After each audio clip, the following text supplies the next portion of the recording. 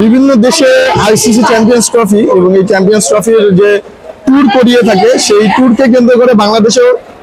আজকে বাংলাদেশের ঢাকায় মূলত বসুন্ধরা শপিং সিটি কমপ্লেক্সে এই আইসিসি চ্যাম্পিয়ন্স ট্রফিটাকে আনা হয়েছে, যেটা 2018 সালে সর্বশেষ অনুষ্ঠিত হয়েছে এবং সেই টুর্নামেন্টে পাকিস্তান জয়লাভ করেছিল এবং চ্যাম্পিয়ন হয়েছিল ভারতের মতো শক্তিশালী দলকে পরাজিত করে। এবং আজকে দেখতেই পাচ্ছেন সেই ট্রফি সেটা আমাদের বাংলাদেশে এসে উপস্থিত হয়েছে এবং যেটা না বললেই নয়, এটা গত 9 ডিসেম্বর মূলত বাংলাদেশে এসেছে এবং তারপরে এটাকে আসলে নিয়ে যাওয়া হয়েছিল কক্সবাজারে এটা প্রদর্শনীর জন্য এবং বর্তমানে এখন এটাকে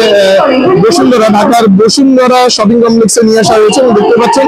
এখানে অনেক মানুষজন, উৎসুক জনতা আসলে এই ট্রফিটাকে এক নজর দেখা এবং এর সাথে ছবি তোলার জন্য আসলে সবাই এখানে ভিড় করেছেন এবং বেশ উৎফুল্ল দেখা যাচ্ছে তাদের মধ্যে এবং তারা শুধুমাত্র ট্রফিটাকে এক নজর দেখার জন্য এই বসুন্ধরা শপিং কমপ্লেক্সে ভিড় করছেন এবং দেখতে পাচ্ছেন চারিদিক দিয়েই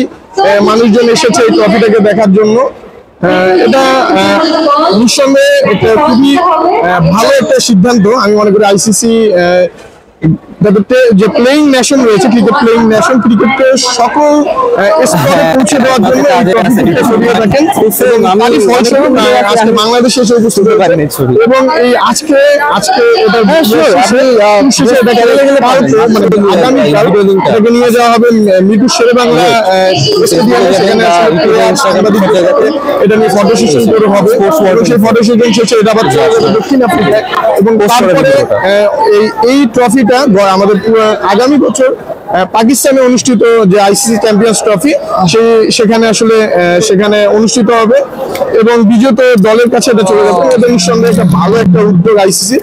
এবং এটা আসলে তারা প্রতিটা টেস্ট প্লেইং নেশন এবং তাদের যে সহযোগী দেশগুলো রয়েছে সেই দেশগুলোতে এই ট্রফি ট্যুর করিয়ে থাকেন।